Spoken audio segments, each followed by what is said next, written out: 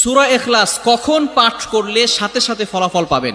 ভালো করে বুঝেন, সূরা ইখলাস হচ্ছে পবিত্র কোরআনুল কারীমের ভিতরে ছোট সূরাদের ভিতরে অন্যতম একটি সূরা। তবে ফজিলতের দিক থেকে সূরা ইখলাস হচ্ছে গুরুত্বপূর্ণ ফজিলত, এবং এই সূরাটা এমন একটা সময় আল্লাহ পাক রব্বুল আলামিন নাজিল করে দিয়েছেন যখন আল্লাহ রাসূল সাল্লাল্লাহু আলাইহি ওয়াসাল্লাম দ্বীনের প্রচার করতে লাগলেন। এমন সময় আল্লাহ পাক রব্বুল আলামিন এক আল্লাহর দাওয়াত দিতে লাগলেন। তখন কাফেররা আল্লাহ রাসূল সাল্লাল্লাহু আলাইহি সাল্লামকে কোশ্চেন করলো যে, মুহাম্মদ, তুমি তো এক আল্লাহর দাওয়াত দাও, আমরা তো কোটি কোটি দেবতার পূজা করি, তারা আমাদের সমস্যার সমাধান করতে পারে না। তুমি যে আল্লাহর দাওয়াত দাও সেই আল্লাহ কয়জন এবং সেই আল্লাহর সন্তান আছে কিনা?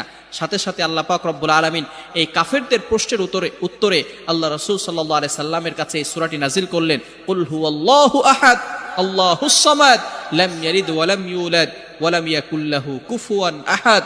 আল্লাহ পাক রব্বুল আলামিন এক, অদ্বিতীয়, এবং আল্লাহ